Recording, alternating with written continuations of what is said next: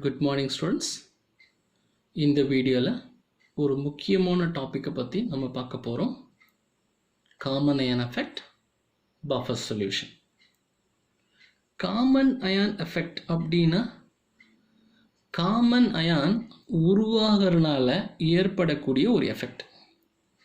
இந்த common ion எப்படி உருவாகுது?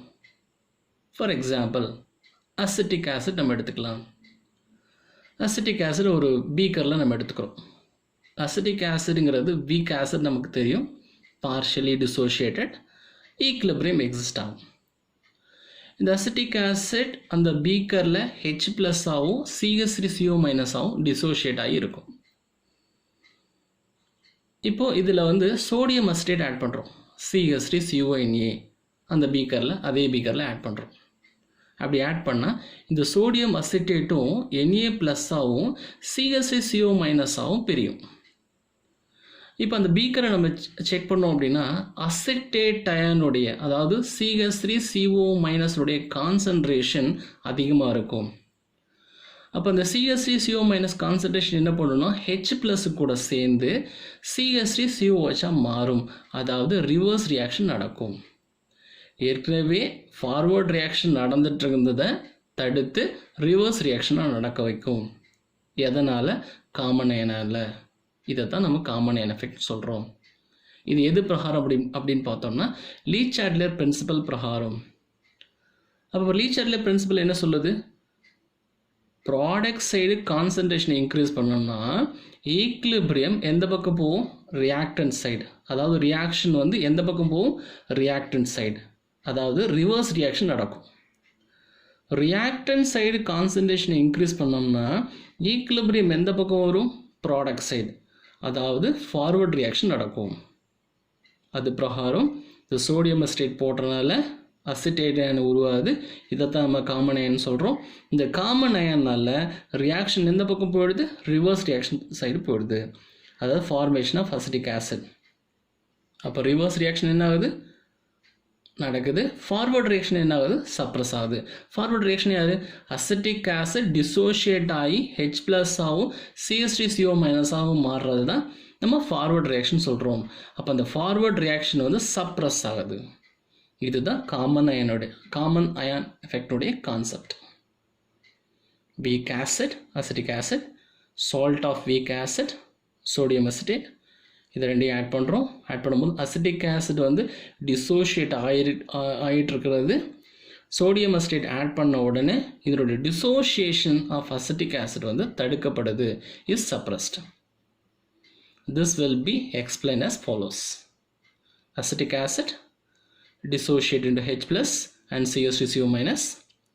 Acetic acid is not completely dissociated in aqueous solution and equilibrium exists. இப்போ sodium acetate பார்த்தோன்னா gives Na+ and CH3CO-.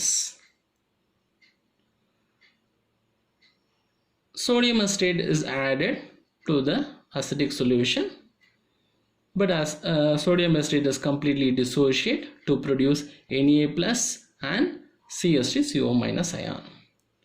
The overall concentration of CH3CO-, the overall concentration of CH3CO- ion, that is common ion, is increased. According to Lii-Chatelier principle, when a stress is applied to a system at equilibrium, the system adjusts itself to nullify the effect produced by that stress. ஒரு stress, லீ-சாட்லியர் principal பிரகாரம் ஒரு stress நம்ம கொடுத்தோம் அப்படின்னா அந்த ஸ்ட்ரெஸ்ஸுக்கு தகுந்த மாதிரி அந்த ரியாக்ஷன் முன்னாடியோ பின்னாடியோ போய் அந்த ஸ்ட்ரெஸ்ஸை பேலன்ஸ் பண்ணிக்கும். இப்போ நம்ம கொடுக்குற ஸ்ட்ரெஸ் அப்படிங்கிறது யாருன்னா acetate ion. In order to maintain the equilibrium, the excess acetate ion, CH3CO- ion எக்ஸஸாக இருக்கிறது யார் கூட போய் கம்பைன் ஆகுது? H+, combines with H+ ion and to produce unionized acetic acid.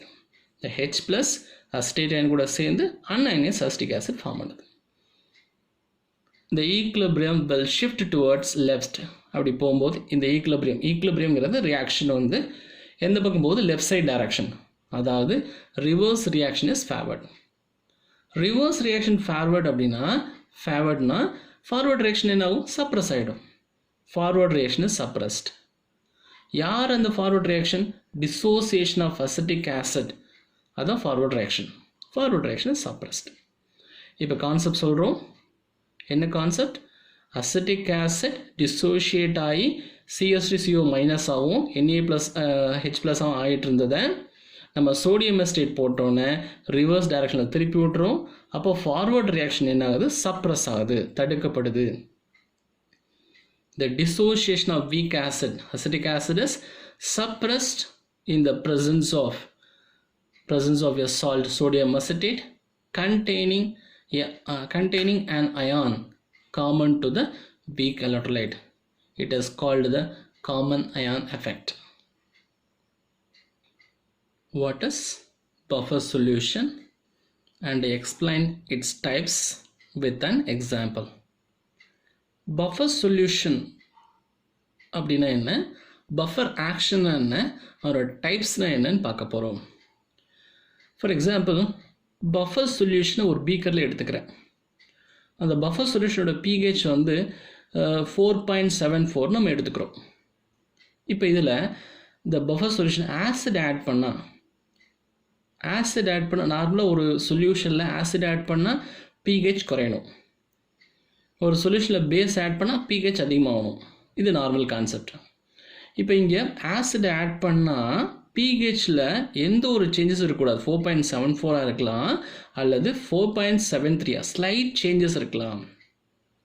இப்போ பேஸ் ஆட் பண்ணோம்னா இந்த சொல்யூஷனில் pH வந்து 4.74 இருக்கலாம் அல்லது ஸ்லைட் சேஞ்சஸ் 4.75 இருக்கலாம். அப்போ பஃபர் சொல்யூஷன் அப்படின்னா என்ன? pH மெயின்டைன் பண்ணுறது தான் பஃபர் சொல்யூஷன். எப்போ ஆசிட் ஆட் பண்ணாலும் சரி, பேஸ் ஆட் பண்ணாலும் சரி, pH மாறாமல் இருக்கும். அப்போ பஃபர் சொல்யூஷன் என்ன? Buffer is a solution which consists of a mixture of weak acid, acidic acid இருக்கும், and its conjugate base, அதனுடைய conjugate base sodium acetate இருக்கும். acidic acid, weak acid அப்படின்னா sodium acetate strong base. அப்படி இல்லை வேறு எப்படி இருக்கலாம்? Weak base ammonium hydroxide and its conjugate acid. Weak பேஸுடைய கான்ஜுகேட் ஆசிட் அம்மோனியம் குளோரைடு. அப்போ அம்மோனியம் ஹைட்ராக்சைடு வந்து வீக் பேஸ்னா அம்மோனியம் குளோரைடு வந்து ஸ்ட்ராங் ஆசிட். இப்போ பஃபர் ஆக்ஷன் என்ன நடக்குது? This buffer solution resist drastic changes in its pH. pHல எந்த ஒரு அப்படி ஒரு சேஞ்சஸ் கிரியேட் பண்ணாது. Upon addition of a small quantities of acid or bases, and this ability is called buffer action. ஆசிடோ பேஸோ ஆட் பண்ணால் pHல அப்படி ஒரு சேஞ்சஸ் வந்து கிரியேட் பண்ணாது. Blood contains buffer solution. பிளட்ல என்ன பஃபர் சொல்யூஷன் இருக்கு? H2CO3 and HCO3 minus.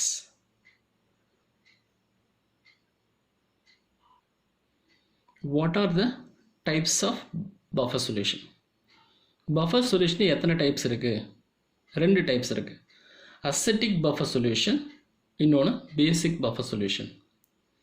Acetic buffer solution யாரு? Acetic acid and sodium acetate. Basic buffer solution ammonium hydroxide and ammonium chloride. A solution containing weak acid, acetic acid and its salt. Acetic acid is salt, H is replaced by Na, sodium acetate. This weak acid, this is strong base. Basic buffer solution, a solution containing weak base, ammonium hydroxide and its salt, ammonium chloride. This weak base அப்படினா இது strong acid. Ammonium chloride is a strong acid. Buffer ஆக்ஷனை பற்றி பார்க்க போகிறோம். அதில் first கான்செப்டை தெரிஞ்சுக்கணும். நமக்கு தெரியும் buffer solution. Acetic acid, sodium acetate அப்படிங்கிறது ஒரு பஃபர் சொல்யூஷன். இது ஒரு பீக்கரில் எடுத்துக்கலாம். அசிட்டிக் ஆசிட் H+ ஆகும், அசிட்டேட் அயனாகவும், சோடியம் அசிட்டேட் வந்து Na+ ஆகும், CH3CO- ஆகும் இருக்குது, ஒரு பீக்கரில் இருக்குது. பஃபர் சொல்யூஷன் நம்ம எடுத்துட்டோம். இந்த பஃபர் சொல்யூஷனில் முதல்ல ஆசிட் ஆட் பண்ணுறோம், என்ன நடக்குது, பேஸ் ஆட் பண்ண போகிறோம், என்ன நடக்க போகுது. இப்போ ஆசிட் ஆட் பண்ணால் ஆசிடில் என்ன இருக்குது, H + அயன் இருக்குது. இந்த H + அயான் CH3CO- அயன் கூட சேர்ந்து அன்அயனைஸ் அசிட்டிக் ஆசிட் உருவாக்குது. H + அயான் அசிட்டேட் அயன் கூட சேர்ந்து அன்அயனைஸ் அசிட்டிக் ஆசிடை உருவாக்குது. அப்போ ஆசிட் ஆட் பண்ண இதில் அசிட்டேட் அயான் என்ன பண்ணிடுது, இதோட பவரை குறைச்சிடுது, நியூட்ரலைஸ் பண்ணிடுது. அப்போது pH குறையுமா அப்படின்னு பார்த்தா குறையாது. அப்போ இங்கே pH சேஞ்சஸ் நடக்குமா அப்படின்னா சேஞ்சஸ் சுத்தமாக நடக்காமல் இருக்கலாம், அல்லது ஸ்லைட் சேஞ்சஸ் நடக்கலாம். இப்போ பேஸ் ஆட் பண்ணோம்னா, பேஸ் ஆட் பண்ணும்போது இந்த பஃபர் சொல்யூஷனில் உள்ள H+ அந்த பேஸ் OH- அயன் கூட சேர்ந்து H2 கன்வெர்ட் பண்ணி விட்ருவோம். அப்போ பேஸ்னுடைய கான்சன்ட்ரேஷனும் பஃபர் சொல்யூஷனில் நியூட்ரலைஸ் ஆகிடும். அதனால் pH வந்து எந்த சேஞ்சஸ் வராது, இல்லை ஸ்லைட் சேஞ்சஸ் வரலாம். இந்த காரணத்தினால தான் ஒரு ஆசிடோ அல்லது பேஸோ பஃபர் சொல்யூஷனில் நம்ம சேர்க்கும்போது பஃபர் சொல்யூஷனுடைய pH மாறாமல் இருக்குது. Explain buffer action with an example. To resist changes in its pH on the addition of an acid or base, the buffer solution should contain both acetic acid as well as basic component sodium acetate, so as to neutralize the effect of added acid or base. At the same time, these components should not consume each other. Buffer solutionல acetic acid இருக்குது, acetic acid component இருக்குது, sodium acetate base component இருக்கிறனால நீங்கள் acid add பண்ணாலும் base add பண்ணாலும் அதை neutralise பண்ணிடுது. Let us explain the buffer action with an example of acetic acid and sodium acetate. Dissociation of buffer solution. Acetic acid dissociate ஆகி என்ன form ஆனது, CH3CO- அயனாகவும் H+ அயனாகவும் உருவாகுது. சோடியம் அசிட்டேட் Na+ ஆகவும் CH3CO- ஆகவும் உருவாகுது. இப்போ ஆசிட் ஆட் பண்ணால் என்ன நடக்குது, if an acid H+ is added, acid add பண்ணால் இந்த மிக்சரில் H+ acid combined with CH3CO- கூட சேர்ந்து to form unionized acetic acid, unionized acetic acid உருவாக்கிறது. பஃபர் சொல்யூஷனில் ஆசிடை ஆட் பண்ணும்போது இந்த ஆசிடுடைய H+-ஐ இந்த அசிட்டேட் அயன் சேர்ந்து அன்அயனைஸ் அசிட்டிக் ஆசிடை உருவாக்கிறோம். அப்போ ஆசிட் ஆட் பண்ணும்போது நம்ம பொதுவாக என்ன நினைப்போம், pH வேல்யூ குறையணும், ஆனால் குறையலை. என்ன காரணம், இந்த ஆசிடுடைய பவரை இந்த CH3CO- அயன் நியூட்ரலைஸ் பண்ணி CH3COH கன்வெர்ட் பண்ணிடுச்சு. அப்போ pHல எந்த மாற்றமும் இல்லை, no changes in the pH. The concentration of H+ does not reduce the pH significantly. இதே பேஸ் ஆட் பண்ணோமா, பேஸ் ஆட் பண்ணும்போது இந்த H+ கூட சேர்ந்து H2O மாற்றிடும். அப்போவும் pHல எந்த மாற்றமும் இல்லை, no changes in the pH, அல்லது slight variation வரலாம். If a base is added to this mixture, OH- ion base is added to the mixture, the base OH- ion combined with H+ and to form water. The pH is not significantly altered. pHல அப்படி ஒரு மாற்றம் இருக்காது, கொஞ்சம் variation 0.001 variation வரலாம்.